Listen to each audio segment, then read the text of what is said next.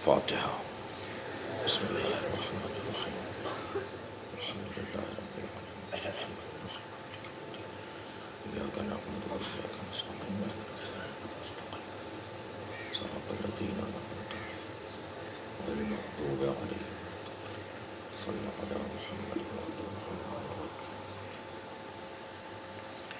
اعوذ باللہ من الشیطان الرجیم، بسم اللہ الرحمن الرحیم۔ الحمد للہ الذی لا یبلغ مدحتہ القائلون ولا یحصی نعماءہ العادون ولا یعدی حقہ المجتہدون، الذی لیس لصفتہ حد محدود ولا نعت موجود ولا وقت معدود ولا اجل ممدود، فطر الخلائق بقدرته ونشر الرياح برحمته، الصلاة والسلام على الرسول المسدد المصطفى العمجد المحمود الأحمد، سيدنا ومولانا ومولى الكونين جد الحسن والحسين عاني أبا القاسم محمد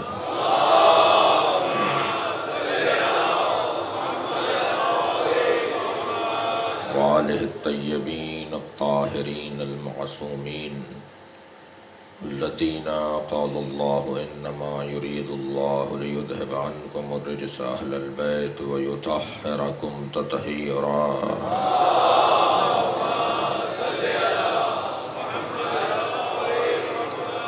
ولعنۃ اللہ علی اعدائہم اجمعین من یوم عداوتہم الی قیام یوم الدین۔ اما بعد، قال الحکیم فی قرآن الکریم، بسم اللہ الرحمن الرحیم، اہدنا الصراط المستقیم۔ صلوات۔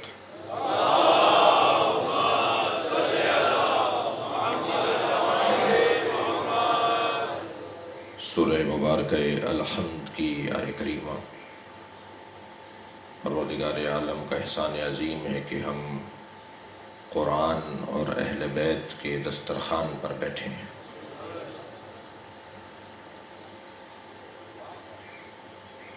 اللہ نے ہمیں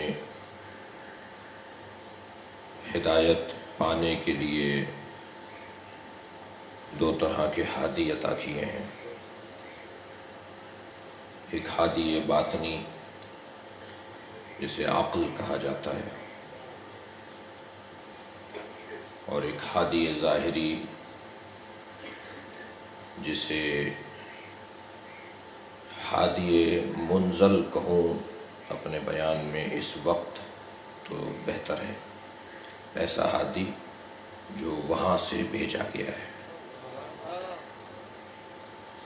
مگر میں چاہوں گا کہ آج مرحوم مغفور سید علی متقی جعفری کی رحلت کی تاریخ ہے، وہ آج کے دن اس دنیا سے رحلت فرمائی تھی، ان کے لیے ایک سورہ فاتحہ پہلے تلاوت کر لیجئے۔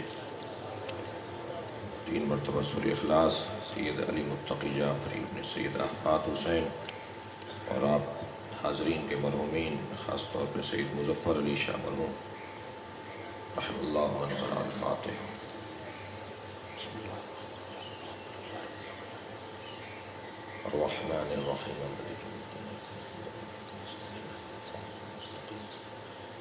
صراط الذین انعمت علیہم۔ بسم اللہ الرحمن الرحیم۔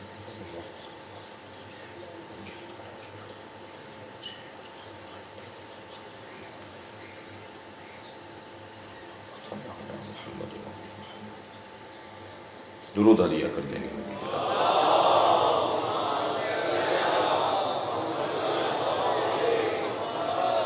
اپنے مضمون کو دوبارہ سے تکرار کر رہا ہوں کہ اللہ نے ہمیں 2 طرح کے ہادی عطا کیے ہیں، ایک ہادی باطنی جسے عقل کہا جاتا ہے، اور یہ عقل کیفیات کی حامل ہے، اس میں شدت و ضعف پایا جاتا ہے، اس میں کمزوری اور کمال پایا جاتا ہے۔ یہ ہر ایک کے ہاں ایک جیسی نہیں ہے، سب ایک جیسے سمجھدار نہیں ہیں، سب ایک جیسے عاقل نہیں ہیں۔ اور سب عاقل ہیں بھی تو سب عقیل نہیں ہیں۔ اور یہ بات اس وزن سے بھی آیا ہے کہ عاقل اور عقیل میں فرق ہے، جیسے عالم اور علیم میں فرق ہے، جیسے شاہد اور شہید میں فرق ہے، جیسے ناصر اور نصیر میں فرق ہے، ایسے ہی عالم، ایسے ہی عاقل اور عقیل میں فرق ہے۔ مکمل عقل پر مشتمل زندگی کہ جہاں کبھی عقل سے عاری اور خالی وقت نہ آیا ہو، کوئی ایک لمحہ عقل سے خالی نہ گزرا ہو، ہمیشہ عقل کا استعمال رہا ہو، اسے عقیل کہا جاتا ہے۔ اور یہ کمال ہے جناب زینب کبریٰ کا کہ جس گھرانے میں سب عقیل تھے وہاں لقب پایا تو زینب نے پایا عقیلہ بنی ہاشم۔ صاحبان عقل کی انجمن میں عقیلہ، سمجھداریاں جس پہ قربان ہو جائیں اسے زینب کہا جاتا ہے، عقل مندیاں جس پر فدا ہو رہی ہوں۔ بی بی کی عظمت پر ایک جملہ کہہ چکا ہوں تو دل کر رہا ہے کہ ایک مرحلہ اور آگے آ کر حضرت کو راضی کروں، آپ سماعت کے ذریعے اور میں بیان کے ذریعے۔ جلوے تو بہت ہیں جناب زینب کی زندگی میں عقیلہ ہونے کے، کثرت کے ساتھ بی بی کی زندگی میں آپ کے عقیلہ ہونے کے جلوے بہت ہیں، مگر ایک پہلو شاید کسی کمسن ساتھی کے لیے نادر ہو۔ جب سرکار نے چادر یمنی سیدہ سے مانگی، 9 ہجری کا واقعہ ہے، مباہلے کے ساتھ آیہ تطہیر کا بڑا گہرا ربط ہے۔ فرما کے آئے تھے کہ ندعو ابناءنا و ابناءکم و نساءنا و نساءکم و انفسنا و انفسکم ثم نبتہل، ہم اپنے بیٹوں کو لاتے ہیں تم اپنے بیٹوں کو لاؤ، ہم اپنی بیٹیوں کو لاتے ہیں تم اپنی بیٹیوں کو لاؤ، ہم اپنے جیسوں کو لاتے ہیں تم بھی اپنے جیسوں کو لاؤ۔ اور اس کے بعد سیدہ سے آ کے فرمایا تھا کہ ایتینی بالکساء الیمنی، مجھے یمنی چادر لا کے دے دو، انی اجد فی بدنی ضعفا، میں اپنے بدن میں ضعف محسوس کر رہا ہوں۔ جناب سیدہ نے وہ یمنی چادر سرکار کو اڑا دی۔ کچھ ہی لمحے بعد امام حسن تشریف لائے، فرمایا اماں وہ ہمیں نانا کی خوشبو آ رہی ہے، فرمایا تمہارے نانا چادر کے نیچے آرام کر رہے ہیں۔ قریب جا کے نانا کو سلام کیا اور نانا نے بھی اسی پیار کے ساتھ جواب دیا اور اجازت مانگی کہ میں آپ کے ساتھ چادر میں آ جاؤں۔ حضرت نے اجازت دی، امام حسن چادر میں آ گئے۔ کچھ دیر بعد امام حسین تشریف فرما ہوئے، کچھ ہی لمحے گزرے تھے کہ مولا کائنات تشریف فرما ہوئے۔ پہلا سوال تو اس بیان میں یہ ہے کہ سیدہ کو معلوم ہے کہ نبی ضعف بدن کی وجہ سے آئے ہیں، استراحت فرمانے آئے ہیں۔ امام حسن، امام حسین اور مولا کائنات سے فرماتی کہ یہ آرام کرنے آئے ہیں، لیکن جناب زہرا نے یہ نہیں فرمایا کہ تمہارے نانا یا تمہارے بھائی آرام کر رہے ہیں۔ تینوں حضرات تشریف فرما رہے، خود تو جناب سیدہ کو معلوم ہے مگر خود بھی بی بی چادر کے اندر جا رہی ہیں۔ پہلا مرحلہ بیان اس جگہ پر تو یہی ہے کہ سیدہ جانتی ہیں کہ ضعف بدن نبوت اجزاء نبوت سے ہی دور ہوگا۔ صلوات پڑھیں ذرا محمد و آل محمد۔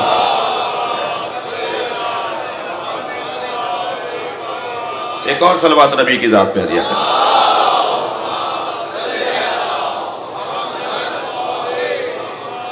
اور جب تمام جمع ہو گئے، بی بی خود فرما رہی ہیں فَلَمَّا اكْتَمَلْنَا، جب ہم کامل ہو گئے، یعنی جب یہ علیحدہ علیحدہ ہوتے ہیں تو اجزائے نبوت ہوتے ہیں، ایک جگہ ہو جاتے ہیں تو ماتن نبوت بن جاتے ہیں، یہ رسالت کی کان بن جاتے ہیں۔ اور ایک مرتبہ اس مرحلے پر یہ جمع ہوئے اور چادر کے اندر حضرت ام سلمہ نے چاہا کہ وہ بھی آ جائیں، تو نبی نے چادر کا کونا کھینچ کے فرمایا انت علی الخیر، تم خیر پر ہو مگر اہل بیت میں نہیں ہو۔ یعنی ام المومنین حضرت ام سلمہ کو نبی نے چادر میں آنے نہیں دیا، یہ پنجتن اہتمام ہو رہا ہے۔ اللہ اکبر۔ میرے جوانوں نے گرم جنگ اور سرد جنگ کی اصطلاحیں تو سنی ہیں۔ گرم جنگ کا تعلق ہے اسلحے کے استعمال سے، اور سرد جنگ کا تعلق ہے اعصاب کی مضبوطی سے، اور کسی کے اعصاب مضبوط ہو ہی نہیں سکتے جب تک کہ اس کا کردار مضبوط نہ ہو۔ انسان کے اعصاب میں کمزوری آتی ہی جب ہے کہ جب اس کا کردار کمزور ہوتا ہے۔ یہ جو مباہلے کی جنگ ہے نا، یہ سرد جنگ ہے۔ بھائی اس بات کا مجھے اقرار ہے کہ یہ اصطلاح بات کی ہے، یہ نبی کے زمانے کی اصطلاح نہیں ہے، شاید یہ ہماری صدی کی اصطلاح ہے، سرد جنگ۔ لیکن نبی مکرم نے جو جنگیں لڑی ہیں ان میں سے سرکار نے ایک سرد جنگ بھی لڑی ہے جسے مباہلہ کہا جاتا ہے۔ مباہلہ اعصاب کی جنگ ہے، اور اعصاب کی جنگ وہی جیتے گا جو کردار میں سب سے زیادہ بہتر ہوگا۔ لہٰذا یہ سب وہ جمع ہوئے ہیں جو کردار میں ان سے اونچا کوئی وجود نہیں تھا۔ جناب ام سلمہ کے لیے مل رہا ہے کہ آپ تشریف فرما ہونا چاہ رہی تھی، اور نبی نے فرمایا کہ تم خیر پر ہو مگر اہل بیت میں نہیں ہو۔ سوال، جناب زینب کہاں تھیں؟ عقلی تقاضے، تاریخی شواہد، احادیث سے ہمیں جو سبق ملتا ہے اس کی روشنی میں جناب زینب کبریٰ وہیں تھیں، مگر کہیں آپ کو گزرتی ہوئی روایت کا کوئی اشارہ بھی نہیں ملتا کہ جناب زینب نے چادر میں آنے کی کوشش کی ہو، چاہا ہو، خواہش کی ہو۔ تبھی تو عقیلہ بنی ہاشم ہے۔ جانتی ہیں میری بیوی کہ یہ میری جگہ نہیں ہے۔ کتنی عمر ہے؟ 3.5 سال کی۔ یہ 3.5 سال کی زینب کا ہی حق ہے کہ وہ سکینہ کی پرورش کرے۔ اتنی کم سن، مگر میری بیوی جانتی ہے میری جگہ نہیں ہے۔ اگر میں چادر کے اندر چلی گئی تو عصمت کبریٰ پر فائز، توجہ چاہوں گا، عصمت کبریٰ پر فائز بی بی کا ایک تارے منہ اگر سورج دیکھ لے، عصمت کبریٰ پر فائز ایک بی بی کا تارے منہ اگر کوئی غیر دیکھ لے تو قیامت آ جاتی ہے۔ مجھے تو کوفہ جانا ہے، مجھے تو شام کے بازاروں سے گزرنا ہے۔ عقیلہ بنی ہاشم، مجھے تو رکھا ہی اس لیے گیا ہے۔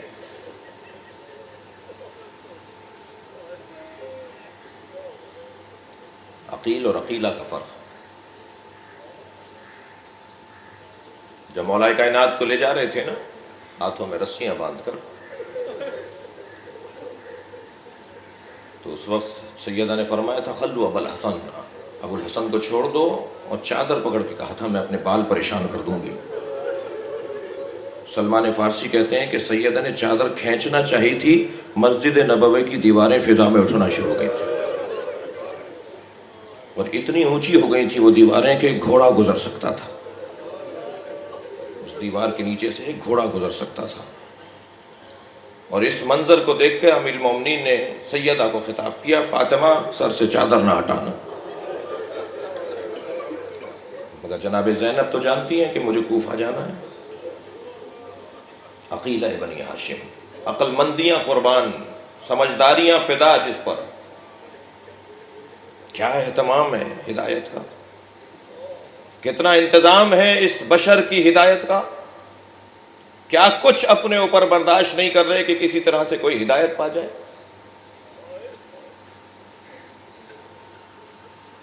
یہ عقل زمانے سے متاثر ہو کر، میں نے کل عرض کیا تھا کہ یہ شدت و ضعف کا شکار ہے۔ کسی کی عقل ابھی حیولانی ہے، بہت سارے ضعیفی تک پہنچ جاتے ہیں اور ان کی عقل حیولانی رہتی ہے۔ عقل بالفعل، عقل بالملکہ، عقل بالمستفاد۔ اب یہ جو صاحبان عقل ہیں، کیونکہ ماحول کا اثر، والدین کی تربیت کی کمزوری، دوستوں کے اثرات، اساتذہ کی عدم فرض شناسی، یہ تمام چیزیں ملنے کے بعد جب عقل پر اثر انداز ہونے لگتی ہیں تو پھر اس عقل کو ہم کیسے کہیں کہ یہ ہمیشہ صحیح فیصلہ کرے گی؟ میں اپنی بات کو اور روشن کروں، اگر ہم جیسوں کی عقل کہیں صحیح فیصلہ کرتی ہو اور کہیں نادم ہو جاتی ہو، تو اللہ اپنا نظام ایسے صاحبان عقل کے ہاتھ میں نہیں دے گا کہ جن کی عقل کبھی صحیح کام کرتی ہو اور کبھی کسی سے متاثر ہو کر اثر لیتی ہو اور اپنے فیصلوں کو غلط کر دیتی ہو۔ اللہ ایسے لوگوں کے ہاتھ میں اپنا نظام نہیں دے گا۔ اللہ اپنا نظام ان لوگوں کے ہاتھ میں دے گا کہ جو عاقل ہی نہیں عقیل بھی ہیں، اور ان کی عقل بالمستفاد ہے، جو مسلسل استفادہ کرتی ہے، اور ان کے اوپر پروردگار عالم کی خاص نگاہ ہے جسے وحی کہا جاتا ہے۔ ایک طبقہ ہے ہمارے معاشرے میں جن سے خطاب کر رہا ہوں، ان کی اٹھ بیٹھ ایسی شخصیات کے ساتھ رہتی ہے، کہتے ہیں ہمیں کوئی ضرورت نہیں ہے، وحی کی کوئی ضرورت نہیں، ہماری عقل خود سمجھتی ہے، ہم خود معاملات کو جانتے ہیں، ہم خود تجربات کی روشنی اور تاریخ کی روشنی میں صحیح فیصلے کر سکتے ہیں۔ عزیزان گرامی، 1% کے محتمل کو ضرر کے باب میں 100% سے زیادہ ترجیح دی جاتی ہے۔ احتمال ضرر اگر 1% ہو، احتمال ضرر اگر 1% ہو تو 99% جو احتمال ضرر نہیں ہوتا، اس پر اس 1% کو اتنی اہمیت دی جاتی ہے جتنی کسی شے کو 100% اہمیت دی جاتی ہے۔ اگر ہماری عقل 1% ہی صحیح اپنے کام کرنے سے گریز کرے تو تقاضا یہ ہے کہ کوئی نظارت ایسی ہو جو اسے غلطی کرنے سے روکے۔ امانتیں بھی معمولی نہیں ہے، سرمایہ بھی چھوٹا نہیں ہے، یہ دولت بھی بہت معمولی نہیں ہے کہ جو کسی کے حوالے کی جا رہی ہے۔ لہذا میری سمجھ کے حوالے اتنا بڑا سرمایہ نہیں کیا جائے گا کہ جب میری سمجھ چاہے 1% صحیح حالات سے، والدین سے، اساتذہ سے، دوستوں سے، ماحول سے اثر لے کر غلط فیصلہ کر بیٹھتی ہو۔ ہرگز یہ مطلب نہیں ہے کہ اللہ انسان کی قدر یا نظام اسلامی اور نظام دینی انسان کی قدر کو نہیں اجاگر کر رہا اور اس کو بے قدرہ کر رہا ہے، نہیں۔ اس احترام کے ساتھ کہ تم صاحب عقل ہو، تمہارے اوپر ایک نظارت ہونی چاہیے جسے وحی کہا جاتا ہے، یہ وحی کی نظارت ہے۔ لہذا اللہ اپنا نظام دے گا ان کے ہاتھ میں کہ جن پر اللہ کی مکمل نظارت ہے۔ وَمَا يَنْتِقُ عَنِ الْهَوَىٰ إِنْ هُوَ إِلَّا وَحْيٌ يُوحَىٰ، یہ بولتے تک نہیں ہیں، لب ان کے نہیں ہلتے مگر یہ کہ جب ان پر وحی آ جاتی۔ انما الہکم الہ واحد یوحا الیہ، مجھ پر مسلسل وحی نازل ہوتی ہے۔ یہ مسلسل وحی کا آنا یہ در حقیقت پوری انسانی سماج کے لیے ایک رہنما کی ضرورت کو بیان کر رہا ہے، کوئی ہو جو ایک نظارت کرنے والا ہو۔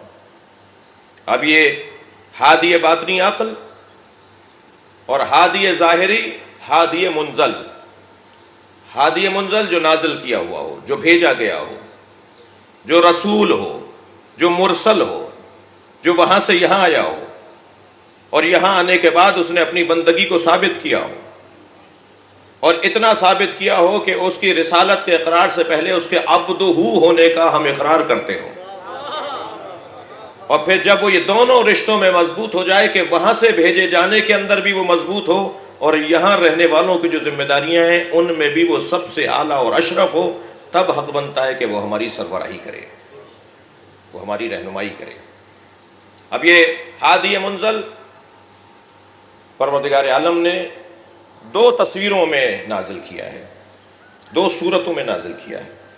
ایک ہادی منزل خاموش ہے، صامت ہے، اٹھائیں گے تو بات کرے گا، کھولیں گے تو اس میں سے کچھ نظر آئے گا، ملنے جائیں گے تو یہ ہمیں کچھ دے دے گا، ہم چاہیں گے تو ہمیں ملے گا۔ اور ایک ہادی منزل ہے مگر وہ طبیب دوار ہے۔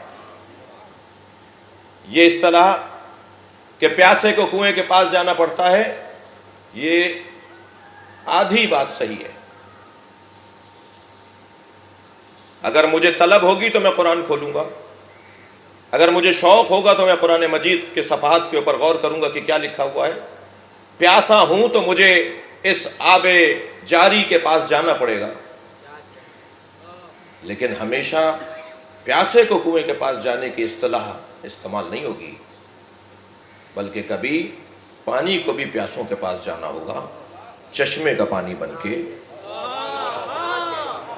لہٰذا میرے مولا علی فرماتے ہیں نبی کی عظمت کو بیان کرتے ہوئے کہ سرکار کی عظمت کے باب میں یہ ایک حسین باب ہے کہ نبی طبیب دوار قد احکم مراحمہ واحکا مراسمہ۔ ہمارے نبی ایک ایسے طبیب کہ جو اپنے اوزار طبابت کو لے کر مریضوں کے پاس جاتے تھے۔ مریض ڈاکٹر اور طبیب کے پاس آتا ہے، یہ تو ہمیں بہت نظر آتا ہے، لیکن وہ بھی تو طبیب ہے کہ جو مریضوں کو ڈھونڈتا ہو اور ان کے مرض کو دور کرتا ہو۔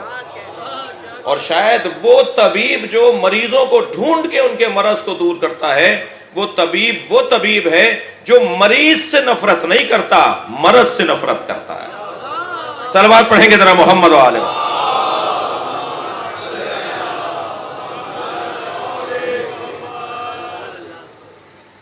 توجہ ہے حضرات کی؟ اب وہ جو ہادی منزل ہے وہ ایک خاموش ہادی، ایک بولتا ہوا ہادی، جسے ہم نے قرآن اور اہل بیت کے نام سے، نبی اور اہل بیت کے نام سے یاد کیا ہے۔ یہ دونوں ہمارے لیے ضروری ہیں، اور دونوں کا اتنا گہرا تعلق ہے کہ ایک دوسرے کی مسلسل تائید میں مصروف ہے۔ اہل بیت قرآن کی تائید کر رہے ہوتے ہیں، قرآن اہل بیت کی تائید کر رہا ہوتا ہے۔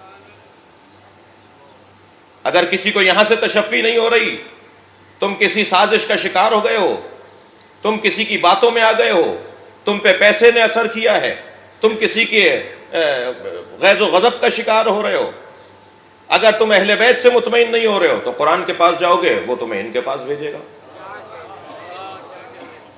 اگر اہل بیت سے مطمئن ہو، چاہتے ہو کہ اہل بیت کی زندگیوں سے سند حاصل کرو، تو پھر قرآن مجید تمہیں اہل بیت کی زندگیوں کی سند دیتا نظر آتا ہے۔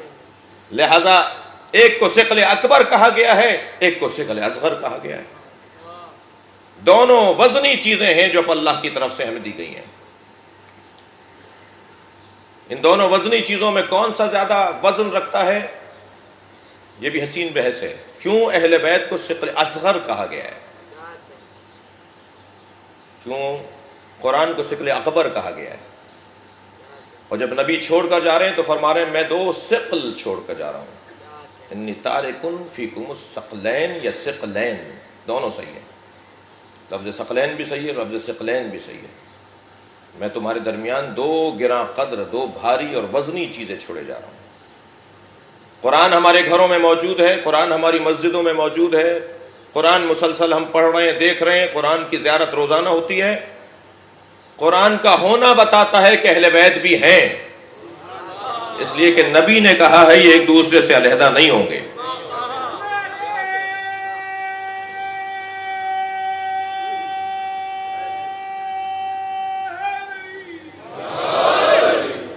اہل بیت کا یقین رکھنا قرآن کی بنیاد پر ہم پر لازم ہے۔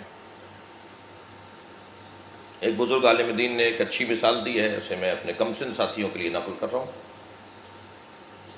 فرماتے ہیں جب آپ کسی شادی کی تقریب میں جاتے ہیں تو مرد اس سمت میں ہوتے ہیں کہ جہاں دولہا بیٹھا ہوتا ہے، عورتیں اس جگہ ہوتی ہیں جہاں دلہن بیٹھی ہوتی ہے، قناعت لگی ہوئی ہوتی ہے، عورتوں کو مردوں کا نہیں پتہ ہوتا، مردوں کو عورتوں کا نہیں پتہ ہوتا، لیکن دلہن کا وجود بتاتا ہے کہ دولہا ہے،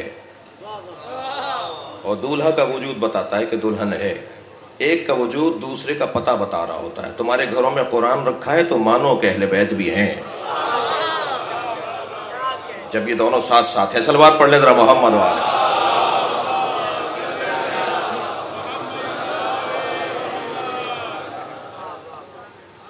میں اپنی آج کی تمہید کو مکمل کروں کہ یہ دو ہادی جن میں سے ایک اہل بیت اور ایک قرآن۔ قرآن اللہ کی نعمتوں میں سے ایک نعمت ہے، اتنی بڑی نعمت ہے اللہ کا کلام، اللہ کے الفاظ، اللہ کی باتیں، یہ لفظ اللہ نے کہا ہے، یہ آسمان سے نازل ہوا ہے، یہ لفظ ان الفاظ کے نشست اللہ کی بنائی ہوئی ہے، یہ فرشتہ لے کر آیا ہے، اس کو بغیر وضو کے ہاتھ لگانا حرام ہے، اس کی طرف پیر کر کے بیٹھ جانا گناہ ہے، پیر پھیلا کر اس کو پڑھنا اس کی توہین ہے۔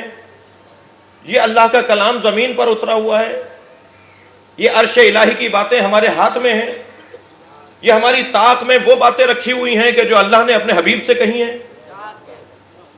یہ اللہ کی نعمت ہے جو ہمارے اوپر ہے۔ سرکار کی محفل میں ایک پھٹے حال میں شخص ایک ادھڑے ہوئے کپڑوں کے ساتھ داخل ہوا اور کہنا انا غریب۔ نبی نے فرمایا تم غریب نہیں ہو، الغرباء اربعۃ، غریب تو 4 چیزیں ہیں۔ ایک صلوات پڑھیں محمد والے۔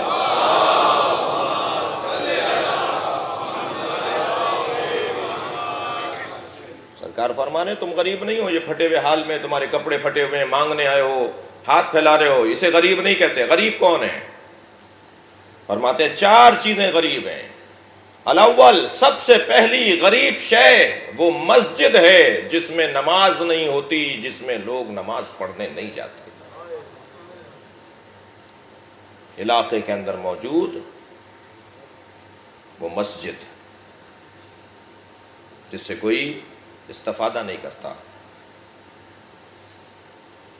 سن لیجئے کچھ کڑوی باتیں، بڑی موٹی موٹی کمزوریاں ہیں سنیوں میں، دور نہیں کریں گے تو عزت نہیں پائیں گے۔ عظمتیں، رفعتیں، بلندیاں، سرفرازیاں پابند نہیں ہیں، وہ کہیں اور چلی جاتی ہیں، وہ ہماری خریدی ہوئی چیزیں نہیں ہیں، وہ جب نااہلوں کو دیکھتی ہیں تو جگہ چھوڑ دیتی ہیں۔ کچھ موٹی موٹی کمزوریاں شیعوں کی ہیں۔ شیعوں کی موٹی کمزوریوں میں عزیزان گرامی ایک بڑی کمزوری ہے، ہماری مسجدوں کا وہ احترام نہیں ہے جس کے جلوے میں آپ کو بتا دوں۔ ہندوستانی فیملیوں میں، ہندوستانی خانوادوں میں ایک چلا آ رہا ہے طویل مدت سے کہ ایصال ثواب کی مجلسیں مغربین سے پہلے ہوں گی۔ پہلے تو اس پہ ذرا غور کر لیجئے کہ کوئی بہت ضروری ہے یہ۔ شاید اس زمانے میں روشنی کا انتظام اچھا نہیں تھا، لوگ دور دراز کا سفر طے کر کے دیہات سے آتے تھے یا ایک دیہات سے دوسرے دیہات میں جاتے تھے، انہیں سورج ڈوبنے سے پہلے اپنے وطن لوٹنا تھا، اس لیے مغرب سے پہلے ہی فاتحہ ہو جاتی تھی اور لوگ اپنے گھروں کو چلے جاتے تھے۔ زمانہ بدل گیا ہے، طور طریقے تبدیل ہو گئے ہیں، زمانے کی ترقی مادی طور پر بہت روشن ہے۔ کیا کوئی وحی منزل ہے، کوئی قرآن کی آیت ہے، کوئی حدیث میں آیا ہے کہ مغرب سے پہلے ہی مغرب سے پہلے ہی فاتحہ ہوگی اور مغرب سے پہلے ہی ایصال ثواب سویم چیلوم کی مجلسیں ہوں گی؟ اسے قبل ظہر کیوں نہیں کر لیتے؟ اسے بعد از مغرب کیوں نہیں کر لیتے؟ اور عین نماز کے موقع پر، جماعت کے موقع پر فاتحہ ہو رہی ہوتی ہے، اور افسوس تف ہے، ذلت کا سامنا کروا رہی ہے قوم کی ایک بہت بڑی جماعت، پوری شیعہ قوم کو شرمندہ کر رہی ہے۔ آپ جہاں رہتے ہیں ہمیں احساس کرنا ہوگا کہ ہمارے ساتھ اور کون کون ہمیں دیکھ رہا ہوتا ہے۔ البتہ یہ بہت اچھی نیت نہیں ہے کہ کسی اور کو دکھانے کے لیے ایسا کیا جائے، بات صحیح نہیں ہے۔ اذان ہو رہی ہوتی ہے اور لوگ مسجد سے باہر نکل رہے ہوتے ہیں، اعلان ہوتا ہے فاتحہ مرحوم کے گھر پر ہوگی۔ سن لیجئے کچھ کڑوی باتوں سے، زیادہ سے زیادہ آپ خفا ہوں گے، میری صحت پہ کوئی اثر نہیں پڑے گا۔ صلوات پڑھ لیں ذرا محمد والے۔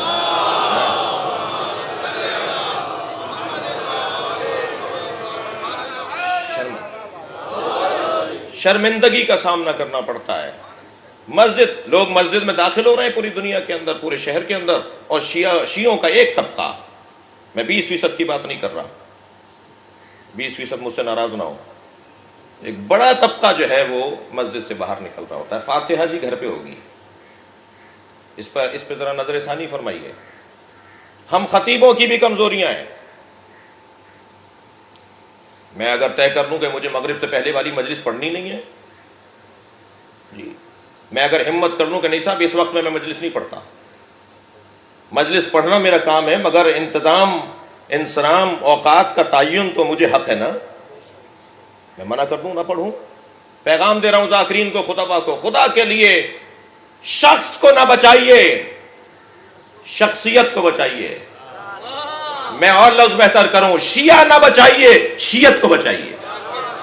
اس لیے کہ یہ شیعہ تو چند دن بعد مر جائے گا، جو چیز باقی رہے گی وہ تشیع ہے، جسے باقی رکھنا ہے وہ نظریہ ہے۔ مسجدیں ہماری غریب ہیں، مسجدیں ہماری مسکین ہیں، مسجدوں کا حال ہمارا اچھا نہیں ہے، ہمارے گھروں سے زیادہ اچھی ہماری مسجدیں ہونی چاہیے، مگر ایسا نہیں ہے۔ کسی دن اگر موقع لگا، اور میرے مضمون میں بھی ہے کہ جنت کے جو 8 دروازے ہیں نا، 8 دروازوں پر 4 کلمات لکھے ہوئے ہیں، ایک کلمہ مشترک ہے ہر دروازے پر، اور 4 مختلف کلمات لکھے ہوئے ہیں۔ ان میں سے ایک دروازے پر مسجد کی خدمت کرنے والوں کی عظمت لکھی ہوئی ہے۔ اگر میرے اشرے کے اندر مضمون میں تو ہے، ارادہ بھی ہے کہ وہ جب بات آئے گی اس جگہ پر تو میں عرض کروں گا آپ سے۔ مسجد ہمارے یہاں غریب ہے۔ کیا چیز غریب ہے جی؟ مسجد غریب ہے۔ دوسری کیا چیز غریب ہے ہمارے یہاں؟ معصوم ارشاد فرماتے ہیں الغرباء اربعۃ، دوسرا وہ عالم جو تمہارے درمیان موجود ہے اور تم اس سے مسئلہ نہیں پوچھتے۔ اول تو علماء کا فقدان ہے، تبھی تو میں بیٹھا ہوں یہاں۔ بھائی بول دیجئے، میں اپنی برائی کر رہا ہوں تو اس میں جو آپ کے سامنے بیٹھا ہوں یہ علماء کا فقدان ہے، تبھی تو میں بیٹھا ہوں۔ ہمارے یہاں علماء کا فقدان ہے۔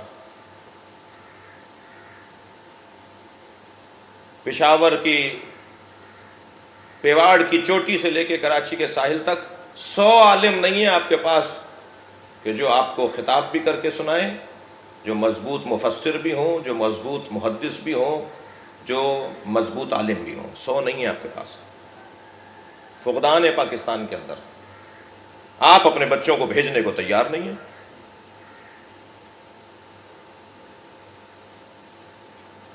آج میرا موڈ خراب نہیں ہے،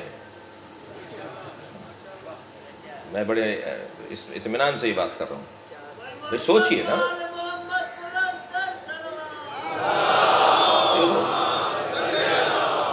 کب ہوں گی یہ باتیں؟ کب ہوں گی یہ باتیں؟ مجھے اتنا تسلی دے دیجئے، کب ہوں گی یہ باتیں؟ کون کرے گا، کب کرے گا، کہاں کرے گا؟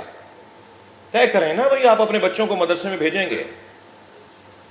نجف کا ماحول اب بہت بہتر ہے پہلے سے، قوم کی سرزمین پہ بہت اچھے انتظامات ہیں۔ ہمارے یہ جو پوش علاقوں کے رہنے والے بچے ہیں، یا مثلاً اس مزاج میں پلے ہوئے بچے ہیں کہ جو مزاج تھوڑا سا شاہانہ ہوتا ہے اور تھوڑا سا مرفہ مزاج ہوتا ہے، ان کا انتظام بھی قم میں کیا گیا ہے۔ ان بچوں کے مزاجوں کا بھی خیال رکھا جا رہا ہے ہمارے مدرسوں کے اندر، کہ کسی طرح ان کا دل چھوٹا نہ ہو جائے اور یہ واپس نہ چلے جائیں۔ ہمارے پاس فقدان عالم نہیں ہے، اور اگر ہیں بھی تو وہ ٹرانسفر کروائے، وہ نوکری دلوائے، وہ تھانے سے چھڑوائے، وہ سارے قومی کام کرے، نہ کرے تو وہ مسئلہ نہ بتائے، بس جی، وہ سارے مسئلوں کا حل رکھتا ہو مگر اس سے مسئلہ نہ پوچھا جائے۔ یعنی اگر 10 آدمی ڈیلی ملتے ہیں کسی عالم سے تو 10 میں سے ایک ہوتا ہے مشکل سے جو شرعی مسئلہ پوچھتا ہے، 9 لوگ مسئلہ بتانے آتے ہیں، پوچھنے نہیں آتے۔ یہ عالم ہے۔ نبی فرما رہے ہیں غریبوں میں سے ایک غریب عالم ہے جس سے مسئلہ نہیں پوچھا جاتا۔ تیسرا غریب، اللہ اکبر، وہ قرآن ہے جسے کھولا نہیں جاتا، یہ غریب ہے۔ فرمایا چوتھا غریب وہ قرآن ہے جو ظالموں کے استعمال میں ہے۔ پھر تکرار کروں گا، ایک وہ قرآن، نبی نے 4 غریبوں کا نام لیا ہے، مسجد غریب، عالم غریب، وہ قرآن غریب کہ جسے کھولا نہیں جاتا، جسے طاق پہ رکھا ہوا ہے، جسے جزدان میں لپیٹ دیا ہے، حتیٰ جزدان پہ بھی گرد اتنی چھا جاتی ہے کہ جب کبھی اتفاقاً قرآن اٹھا لیا تو معلوم ہوا کہ اس کے پر گرد جمی ہوئی ہے۔ یہ گرد بتا رہی ہے تم نے 1 مہینے سے قرآن کھولا نہیں ہے۔ یہ وہ لوگ کہ جو قرآن مجید سے دور دور رہتے ہیں، ان کی مذمت کے اندر آیا ہے کہ یہ وہ لوگ ہیں ینادون من مکان بعید، یہ دور کھڑے ہو کر باتیں کرنے والے لوگ ہیں. قریب آؤ، بات کرو، کھولو اسے. یہ کس کے لیے بھیجا گیا ہے؟ یہ کس کے لیے رکھا گیا ہے؟ یہ غریب قرآن کے جو گھروں میں رکھا ہوا ہے مگر اس کا استعمال نہیں ہے، اس کو پڑھا نہیں جاتا. اور چوتھا غریب کون ہے؟ وہ قرآن جو ظالموں کے ہاتھ میں ہے. ہاں، قرآن مجید کا استعمال ظالم بھی کرتا ہے. ظالم اپنے ظلم کو جواز کے طور پر جائز کرنے کے لیے قرآن سے آیت لے کر آتا ہے. زیادہ دور مت جائیے، آپ جس دسترخوان پہ اور جس فرش پر بیٹھے ہوئے ہیں، ان کے ساتھ ظلم جب ہوا تو ظلم کی حد یہ ہے کہ ظلم کرنے والا قرآن پڑھتا تھا، سر کاٹتے ہوئے قرآن سے آیت لے کر آتا تھا. جب مولا کائنات کے خلاف لشکر جمع کیا گیا، جب میرے مولا علی کو مارنے کے لیے لشکر جمع ہوا تو وہ قرآن کی آیتیں پڑھ رہا تھا. ان الحکم الا للہ، یہی نعرہ تھا نا، یہ قرآن کی آیت ہے. صفینیوں کا کیا نعرہ تھا؟ یہی نعرہ تھا، حکم صرف اللہ کا ہے. اس آیت کو پڑھ کر مولا کو مارنے آئے تھے. علی کے قاتل قرآن پڑھ کے علی کو قتل کر رہے تھے. ظالم کے ہاتھ میں جب قرآن لگ جائے، ظالم کے ہاتھ میں جب قرآن آ جائے، ظالم کے استعمال میں جب قرآن آ جائے تو یہ قرآن غریب ہو جاتا ہے. دربار شام میں جناب زینب کو جب ہاتھوں میں رسیاں باندھ کر کھڑا کیا گیا تو یزید نے جو آیت پڑھی تھی کیا تھی؟ اللہم مالک الملک قل اللہم مالک الملک. مالک نے کیا. یہ قرآن کی آیت پڑھی جا رہی تھی، سورہ انعام کے اندر یہ آیت. قرآن غریب ہے کہ جب یہ ظالم کے استعمال میں آ جائے. عزیزان گرامی، کیا کریں کہ قرآن سے انس ایجاد ہو.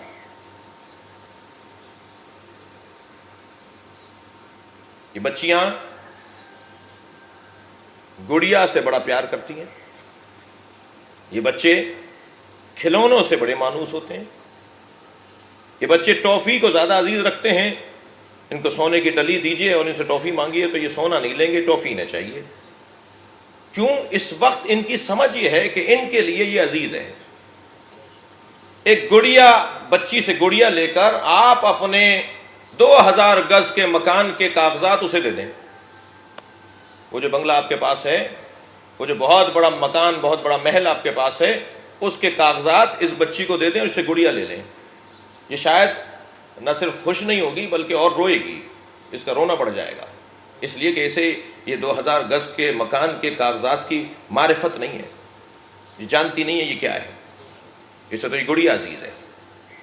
اور یہی 2000 گز کے مکان کے کاغذات آپ اسے دے دیں کہ جس کا چیک واپس ہو گیا ہے، جسے کل پولیس اٹھا کر لے جائے گی، جیل میں ڈال دیا جائے گا، وہ مقروض ہے، قرضہ دار، مالک جنہوں نے قرضہ دیا ہے وہ اس کے دروازے پہ کھڑے ہیں، آپ یہ اس کو دے دیں. وہ ضمانت اس وقت میں اس سے بڑھ کر چیز اس کے لیے کچھ نہیں ہوگی، اس لیے کہ یہ رکھوا کر وہ اپنی جان چھڑا سکتا ہے، جان بچا سکتا ہے، اپنے آپ کو محفوظ کر سکتا ہے.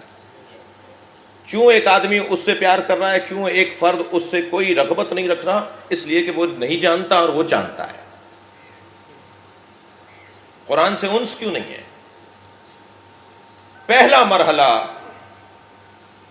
مرحلہ انس سے قرآن کے لیے قرآن کی قرأت، قرآن کی تلاوت ہے. عیب نہیں ہے یہ. پھر میں آپ سے اپنی تسلی کے لیے کہہ رہا ہوں کہ برداشت کر لیجئے مجھے. یہ عیب نہیں ہے کہ قرآن کرنے والوں کو قرآن پڑھنا نہ آتا ہو، مسلمان ہو اور اسے قرآن نہ پڑھنا آتا ہو. کوئی بات نہیں، 70 سال کی عمر ہو گئی ہے تو ہم تو یہ بچپن سے سنتے آ رہے ہیں، اطلبوا العلم من المہد الی اللحد، علم حاصل کرو گہوارے سے لے کے قبر تک. تو ابھی تو قبر میں شاید فاصلہ ہے، 70 سال نہیں. میں نے تو بہت سے اپنے بزرگوں کو دیکھا ہے کہ وہ 100 سال کے بعد مرے ہیں، تو شاید میں 30 سال تک زندہ رہ جاؤں. کیوں میں قاری قرآن کو نہیں ڈھونڈ رہا؟ کیوں میں قرآن کے معلم کو تلاش کر کے اسے قرآن نہیں پڑھ رہا؟ کیا مسئلہ ہے؟ کیا مشکل ہے؟ صرف دقت توجہ کی ہے اور احساس کی ہے. اگر میری توجہ کسی چیز کی طرف ہو جاتی ہے تو میں اس طرف راغب ہو جاتا ہوں. پہلا مرحلہ قرآن سے انس ایجاد کرنے کا، اس کو پڑھنا ہے. مجھے قرآن پڑھنا ہے. خدا کے لیے آج اس عشرے کے اندر اگر 2 لوگ بھی امام حسین سے یہ وعدہ کر کے چلے جائیں کہ بات تو کڑوی تھی مگر بات ٹھیک تھی، بات تو چبھ رہی تھی مگر بات صحیح تھی، اے مولا حسین میں آج آپ سے وعدہ کر کے جا رہا ہوں کہ میں آئندہ سال محرم آنے تک قرآن پڑھوں گا. انس قرآن سے ایجاد کرنا ہے. پھر مجھے اپنی معرفت بڑھانی ہے. پڑھیں تو صحیح. دوسرا مرحلہ، اس میں لکھا ہوا کیا ہے، کیا کہہ رہا ہے قرآن، کیا بول رہا ہے اللہ. بڑے بڑے لوگوں نے ایک آیت پر اپنی زندگی کو زیر و زبر کر دیا، مشرق سے مغرب لے گئے ایک آیت کی بنیاد پر. تاریخ بھری ہوئی ہے قرآن سے ہدایت پانے والوں کی کہ ایک آیت نے ان پہ اتنا اثر کیا کہ وہ تھے پچھم میں اور وہ پورب میں پہنچ گئے، یہاں سے وہاں ہو گئے. ایک شخص آتا ہے، آ کر کہتا ہے اے عبداللہ کے بیٹے میرے پاس وقت نہیں ہے، میں اپنے اونٹ کے گھٹنے میں عقال باندھ کر آیا ہوں، مجھے کھڑے کھڑے بتائیے کہ آپ کا کیا پیغام ہے، آپ کیا لے کر آئے ہیں، آپ کیا بتانا چاہتے ہیں، آپ کیا سنانا چاہتے ہیں. حضرت نے فرمایا فَمَن يَعْمَلْ مِثْقَالَ ذَرَّةٍ خَيْرًا يَرَهُ وَمَن يَعْمَلْ مِثْقَالَ ذَرَّةٍ شَرًّا يَرَهُ. بس جس نے خیر کا کام کیا ہوگا وہ بھی دیکھے گا، اور جس نے ایک شر کیا ہوگا وہ بھی اس شر کو دیکھے گا. میں یہ کہنے آیا ہوں. کانپنے لگا بری طرح، جیسے کوئی فالج ہو رہا ہو، آنکھوں میں آنسو بھر لایا. بعض جگہ پر ہے کہ ایک دفعہ اور بتاؤ کیا کہا ہے ابھی آپ نے. حضرت فرمائے کوئی ایک خیر کرے گا اسے وہ خیر نظر آئے گا، اور جو ایک شر کرے گا اسے شر کا سامنا کرنا پڑے گا. کانپتا ہوا واپس چلا گیا. حضرت فرمایا جاہل آیا تھا، فقیہ واپس گیا ہے. زندگی تبدیل کر دی قرآن کی ایک آیت نے. کہاں سے کہاں پہنچا دیا اس کو. جی میں نے شاید اپنی کسی مجلس میں اس عزاخانے میں کہا ہے کہ ہم جیسے یہ تغرے ہم نے لگائے ہوئے ہیں، بڑے پیارے منظر ہیں، بڑی اچھی تحریریں ہیں، ہمیں اپنے گھروں میں بعض آیات بھی خطاطی کروا کے، خوش خطی کے ساتھ فریم کروا کے اپنے گھروں میں لگانی چاہیے. آتے جاتے ہماری نگاہ ان آیات پر پڑے اور ہماری طبیعتوں پر فرق آئے. سورہ مبارکہ تکویر کی ایک مکمل آیت ہے جو 2 لفظوں پر مشتمل ہے. اس سے چھوٹا جملہ نہیں ہوگا. 2 لفظوں پر مشتمل ہے. فَأَيْنَ تَذْهَبُونَ، کہاں جا رہے ہو. پوری آیت ہے. فَأَيْنَ تَذْهَبُونَ، کہاں جا رہے ہو. اسے خوش خطی سے لکھوائیں، تغرا بنوائیں، گھر میں لگائیں. آتے جاتے اسے پڑھیں. کہاں جا رہے ہو. اللہ پوچھ رہے ہیں کہاں جا رہے ہو. جواب ہے تو جاؤ، جواب نہیں ہے تو کہاں جا رہے ہو. تم اللہ کی مرضی کے بغیر کہاں جا رہے ہو. یہ تمہارا قدم اللہ کی مشیت کے مطابق ہے، اس کی مرضی کے مطابق ہے تو جاؤ، ورنہ کہاں جا رہے ہو. قرآن کی آیات کی تلاوت اور اس کے ترجمے اور اس کی تفسیر پر جب میں غور کروں گا عزیزان گرامی تو میری طبیعت کے اوپر فرق آنے لگے گا. بات آگے بڑھے گی. میرا دل ان ایام میں کرتا ہے کہ مصائب کا بیان زیادہ ہو. رونے کے ایام ہے، گریے کے ایام ہے. قرآن ہمارے اوپر اثر کرنا چاہتا ہے. ویسے اگر کہیں قوت برقی کی ترسیل نہ ہو رہی ہو اور اس کا اتصال نہ ہو رہا ہو تو اس کا ایک سبب ہوتا ہے کہ وہ جو مشین ہوتی ہے جس سے قوت برقی کو منتقل کیا جا رہا ہوتا ہے، بجلی کو، توانائی کو، برق کو منتقل کیا جا رہا ہوتا ہے، اس کے اندر کوئی مٹی آ جاتی ہے، کوئی معاف کیجیے گا کچرا آ جاتا ہے، اسے صاف کرنا پڑتا ہے اور پھر وہ جو توانائی ہے، وہ جو برق ہے، وہ جو بجلی کی رفتار ہے وہ بحال ہو جاتی ہے. یہی کیفیت کچھ ہماری بھی ہے. کچھ چیزیں نور کو منتقل کرنے میں رکاوٹ بنتی ہیں. ان چیزوں کو صحیح کرنے کی اور ہٹانے کی ضرورت ہے۔ جیسے ہی وہ چیز برطرف ہوگی تو قرآن تو نور ہے، یہ اثر کرے گا۔ میں اپنے آپ کو تھوڑا سا صحیح کر لوں۔ اس گھرانے کا خاصہ یہ قرآن ہے، قرآن یہ ہے۔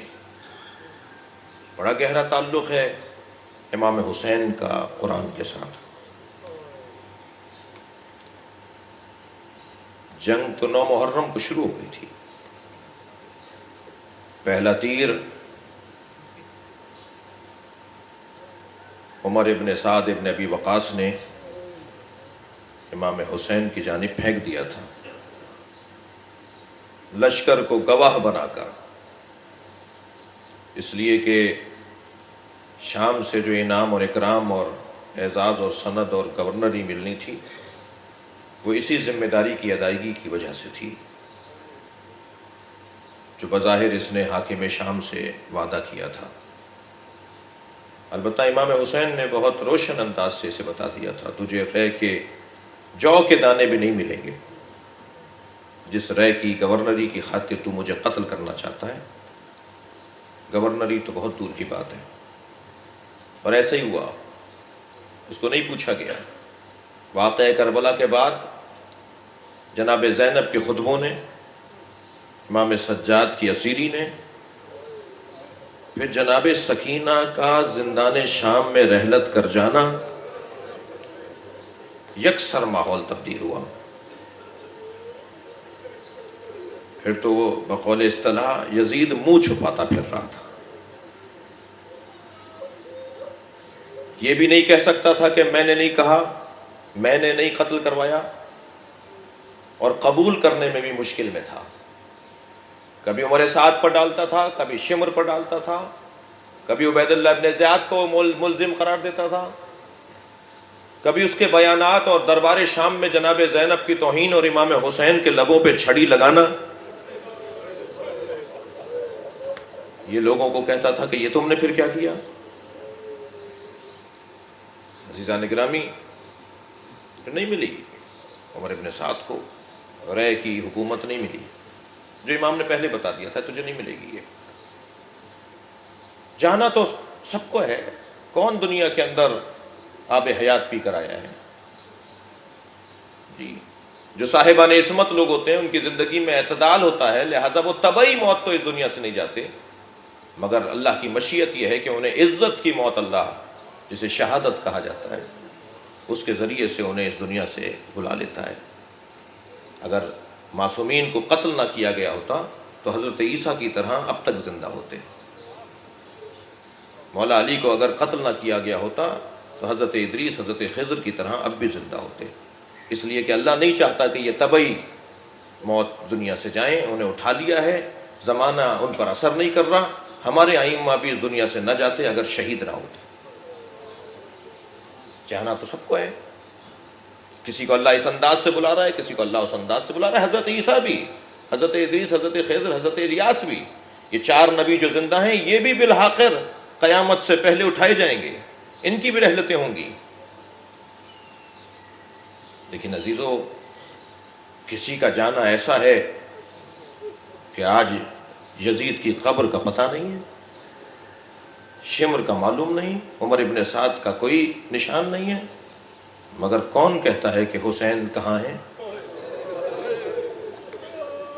مخالفین کو بھی معلوم ہے کہ حسین کہاں ہے، چاہنے والوں کے تو دلوں میں بستے ہیں۔ ہمارا کوئی گھر نہیں ہے جہاں تعزیہ نہ رکھا ہو، ہمارا کوئی گھر نہیں ہے جہاں علم نہ ہو۔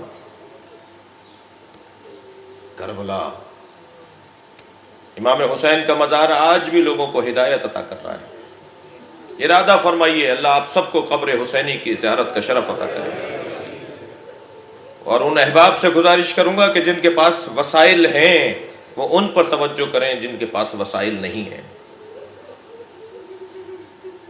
میرے مولا نقی نے جب بیمار ہوئے تو ایک غریب انسان کو بلا کر کہا، غریب سے مراد جس کے پاس وسائل نہیں تھے، کہ کربلا جانا چاہتے ہو؟ امام علی نقی علیہ السلام کہنے لگا مولا میرے پاس وسائل نہیں ہے. حضرت فرمایا وسائل ہم فراہم کر کے دیں گے، بس ہماری اتنی خواہش ہے کہ جب گنبد کے نیچے کھڑے ہو تو ہمارے لیے دعا کر دینا.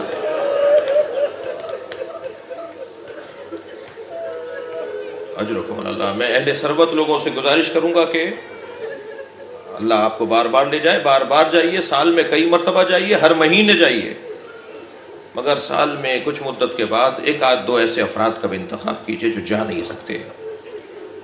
وہ جب قبر امام حسین پر پہنچ کے آپ کا سلام پہنچائیں گے تو اس کی کیفیت ہی کچھ اور ہے.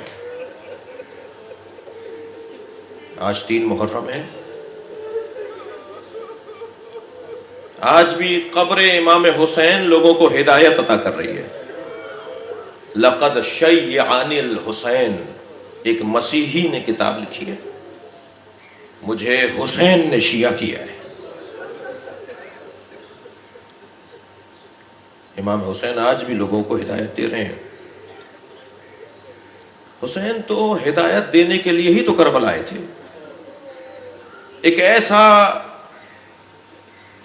ایک ایسی زمین کو بسا دوں کہ جو زمین قیامت تک لوگوں کو ہدایت دیتی رہے. مولا مدینے میں بھی رہ سکتے تھے، مولا مکے میں بھی رہ سکتے تھے، شہید وہاں بھی ہو جاتے، شہید کربلا میں بھی ہوئے، وہاں مار دیا جاتا امام حسین کو، شہادت مل جاتی. مگر کیوں کربلا کو ڈھونڈا ہے؟ کربلا در حقیقت منصوبتاً ہدایت کا نظام ہے، یہ حادثتاً نہیں ہوا ہے. یہ تاریخ کی الجھنیں ہیں اور یہ تاریخ کی قیل و قال ہے کہ حسین کو بلایا گیا تھا تو حسین آئے، بیعت کا مسئلہ تھا، حکومت کا مسئلہ تھا، خلافت کا مسئلہ تھا. نہیں، میں جملہ کہوں، منبری زبان کا جملہ کہوں، کربلا نے حسین کو نہیں ڈھونڈا ہے، حسین نے کربلا کو ڈھونڈا ہے. ڈھونڈتے ڈھونڈتے کربلا آئے ہیں. وہ کون سی جگہ ہے جہاں میں اپنا خون دوں گا تو قیامت تک کے لیے نظام ہدایت مرتب ہوگا. ایک مقام پر قیام ہے میرے مولا حسین کا. حضرت عباس کو بلا کر کہا بھیا یہاں سے پانی 4 برابر ذخیرہ کر کے چلو. کہ مولا آگے آنے والی منزل قریب ہے، کیا اس کے بعد بھی 4 برابر پانی ذخیرہ کروں؟ حضرت نے فرمایا ہاں. اللہ اکبر. اس آگے آنے والی منزل سے پہلے حر کا لشکر، 1000 سوار. میرے اہل سنت برادران توجہ کریں کہ حسین نے کیسے ہدایت کا نظام مرتب کیا ہے. پیاس کی شدت سے نڈھال، جانوروں کی زبانیں باہر نکلی ہوئی تھیں، لوگ پیاس سے مرنے کو تھے. ابھی منزل دور ہے. میرے مولا نے ایسے سے انتظار ہونا، بار بار پوچھ رہے سامنے دیکھو کوئی آتا ہوا نظر تو نہیں آ رہا. ایک چاہنے والا دوڑتا ہوا آیا، مولا کچھ درخت محسوس ہو رہے ہیں. حضرت نے فرمایا یہ درخت نہیں ہے، یہ پرچم ہے. ایک قافلہ آ رہا ہے، انتظام کرو، ان کا استقبال کرو. حر کے لشکر کو عالم پیاس میں، شدت عطش میں امام حسین نے پانی پلوایا ہے.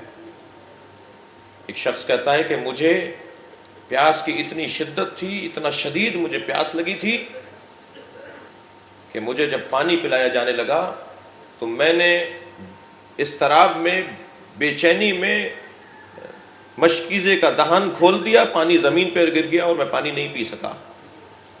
مگر دور کرسی پر بیٹھے ہوئے ایک شخص نے مجھے دیکھا، وہ اپنی جگہ سے اٹھا، اس نے ایک اور مشکیزہ اٹھایا اور میرے قریب آ کر مجھے اپنے ہاتھوں سے اس نے پانی پلایا. میں اتنا پیاسا تھا کہ میں نے یہ بھی نہیں پوچھا کہ آپ کون ہیں. وہ پانی پلا کر چلا گیا. جب میری جان میں جان آئی تو میں نے پوچھا وہ کون ہے جو کرسی پر بیٹھا ہوا ہے؟ تو لوگوں نے تعجب سے کہا تمہیں نہیں پتا وہ کون ہے؟ وہی تو حسین ابن علی ہیں. کہا انہوں نے مجھے اپنے ہاتھ سے پانی پلایا ہے. اجرکم اللہ. میرے مولا نماز جماعت کا وقت آیا، حضرت سے فرمایا صفیں درست کرواؤ، ہمیں نماز پڑھنی ہے. نماز کے لیے صفیں مرتب ہونے لگیں. حضرت نے فرمایا جا کر حر سے پوچھو یہ ہمارے ساتھ نماز پڑھے گا یا علیحدہ. اب دیکھیے انتظام دیکھیے. ایک مرتبہ ہل کے رہ گیا, کہنے لگا حسین اگر نماز پڑھائیں گے تو میں علیحدہ کیسے پڑھوں گا. اب یہ تربیت ہو رہی ہے, اندر کا جذبہ اجاگر کر رہے ہیں حسین, آمادہ کر رہے ہیں کہ تم کہاں ہو, کیسے ہو. امام کے پیچھے اس نے نماز پڑھی ہے. جب نماز مکمل ہو گئی, قیام مکمل ہو گیا, حضرت اپنی سواری پر بیٹھنے لگے, سوار اپنی سواریوں پر بیٹھنے لگے. آگے بڑھ کر حر نے امام حسین کے رستے کو روک دیا, کہ میں مامور ہوں اور معذور کہ میں آپ کو گرفتار کر کے یزید کے حوالے کروں, مجھے حکم یہ دیا گیا ہے. حضرت نے کوئی جواب نہیں دیا, اپنے ذوالجناح سے کہا کہ آگے بڑھا. ذوالجناح نے 2 قدم اٹھائے تو اس نے لگام پکڑ لی اور گھوڑے کو موڑنا چاہا. امام نے فرمایا سخولت کا امت, تیری ماں تیرے غم میں بیٹھے. یہ عربی محاوروں میں اس وقت استعمال ہوتا تھا کہ جب کسی کو کوئی یہ کہنا چاہے کہ تیری مجال کہ تو میرا رستہ روکے, میں اگر ایک اشارہ کروں تو تیرا سر اتر سکتا ہے, اور جب تیرا سر اترے گا تو تیری ماں روئے گی. یہ مطلب ہوتا تھا اس کا. جب میرے مولا نے اسے قتل کے لیے کہا نا کہ میں تجھے قتل کر دوں گا, میں تجھے تیرا سر اتروا دوں گا, تو ایک مرتبہ جھنجھلا کے رہ گیا, کہنے لگا آپ کی ماں اگر زہرا نہ ہوتی تو میں بھی آپ کو کچھ کہتا. یہاں سے امام حسین کو اندازہ ہوا, آپ کی آنکھوں میں آنسو ہیں, میں رونے والوں سے ایک جملہ کہہ دوں, کاش حر مدینے میں ہوتا. جب فاطمہ زہرا روتی تھی, جب سیدہ دربار میں گئی تھی, جب فاطمہ کھڑی رہی اور کسی نے بیٹھنے کو نہیں کہا, اجرکم اللہ. اچھا حر اتنی محبت کرتا ہے, اتنا چاہتا ہے میری ماں کو, یہ محب زہرا ہے. میرے مولا نے اندازہ لگایا یہ محب زہرا ہے, اور محب زہرا دوزخ میں نہیں جائے گا. فطمت محبیہا من النار لما سمیت فاطمہ تاب فاطمہ. فاطمہ کا نام فاطمہ کیوں رکھا گیا ہے؟ جب میرے مولا رضا سے پوچھا تو فرمایا فطمت محبیہا من النار. فاطمہ کو فاطمہ اس لیے کہتے ہیں یہ اپنے محبوں کو دوزخ سے بچائیں گی. جناب امام حسین کو اندازہ ہوا یہ محب زہرا ہے. امام نے فرمایا حر میں اپنے ارادے کے ساتھ چلوں گا, تیرا کام ہے, اگر تجھے حکم دیا گیا ہے تو تو مجھ پہ نظارت رکھ, مگر میں تیرا پابند نہیں ہوں. امام نے اپنے گھوڑے کو بڑھایا, اب اس کا قافلہ ساتھ ساتھ چل رہا ہے, امام کا قافلہ علیحدہ چل رہا ہے. یہ دیکھ رہا ہے امام کہاں جا رہے ہیں. دوسرے الفاظ میں ایک حصار ہے اور ایک نظارت ہے اور ایک گویا گرفتاری کی ایک قسم ہے. اس وقت کے مطابق کربلا پہنچ گئے امام, اس نے بھی وہیں قیام کیا. روز عاشور طبل جنگ بجایا گیا, لوگ آمادہ ہیں اپنی قربانیاں دینے کے لیے. سب سے پہلے حر نے آ کر کہا کہ میں اپنی قربانی کے لیے جانا چاہتا ہوں. عجیب داستان ہے کہ امام حسین نے جیسے دوسروں کو اکثر فرماتے تھے اس وقت نہیں, تمہیں بعد میں بلاؤں گا, تم واپس چلے جاؤ, بعد میں آنا. بعض مجاہدوں کو تو امام نے 2 سے زیادہ مرتبہ لوٹایا ہے, مگر عجیب داستان ہے حر نے پہلی دفعہ کہا اور امام نے قبول کر لیا. علامہ نقن صاحب فرماتے ہیں ہم پانی پلا نہیں سکتے تو پیاسا بھی تو نہ رکھیں. امام حسین جیسے ہی آکے گا نا میں جانا چاہتا ہوں, امام نے فرمایا تمہیں اجازت ہے. امام سے اجازت لے کے گھوڑے پہ بیٹھنا چاہتا ہے. علی ابن حر آگے آ گیا, بیٹا ہے حر کا. بابا یہ کیسے ممکن ہے کہ باپ مار دیا جائے اور بیٹا زندہ رہ جائے؟ پہلے میں اپنی قربانی کے لیے جاؤں گا. تو حر سے پہلے علی ابن حر گیا ہے میدان شہادت کے لیے. اور جب علی ابن حر نے کربلا کے میدان میں اپنے جوہر شجاعت دکھا دیے اور زخموں کی تاب نہ لا کر زمین پر گرا تو اپنے بابا کو مدد کے لیے پکارا، بابا حر میری مدد کیجیے گا۔ اب آپ صاحبان اولاد بیٹھے ہوئے ہیں نا، اگر بیٹا اپنے باپ کو اس حالت میں پکارے جس حالت میں علی اپنے بابا حر کو پکار رہا تھا، تو کیا کیفیت ہوتی ہے اولاد کے لیے باپ کی؟ کتنی جلدی پہنچا ہوگا حر اپنے بچے کے لاشے پر، رو رہے ہیں، سنیں گے جب حر پہنچا نا علی ابن حر کے لاشے پر، کیا دیکھا؟ حسین پہلے سے موجود ہے۔ حر کے بچے کا لاشا حسین نے اٹھایا ہوا ہے۔ اجرکم اللہ، اجرکم اللہ، مجلس میں مکمل کر رہا ہوں۔ حر نے آگے بڑھ کر کہا مولا یہ غلام زادہ ہے۔ امام نے فرمایا حر جوان کی میت باپ نہیں اٹھاتا۔ اللہ اکبر، کربلا کے مقتل میں یہ عجیب موڑ ہے۔ حسین حر کے بچے کا لاشا اٹھا کر لائے۔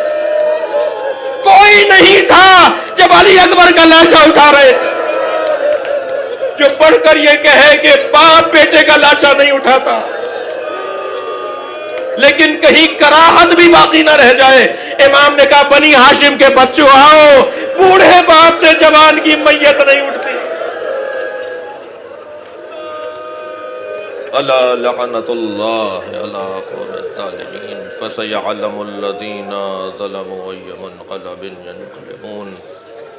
یا اللہ ان آوازوں پر رحمت نازل فرما، رونے والوں کی توفیقات میں اضافہ فرما، مرحوم و مغفور سید علی متقی جعفری کی مغفرت فرما، ظفر علی شاہ کی مغفرت فرما، ہم سب کی عاقبت بخیر فرما، امام زمانہ کے ظہور میں تعجیل فرما، ماتم حسین۔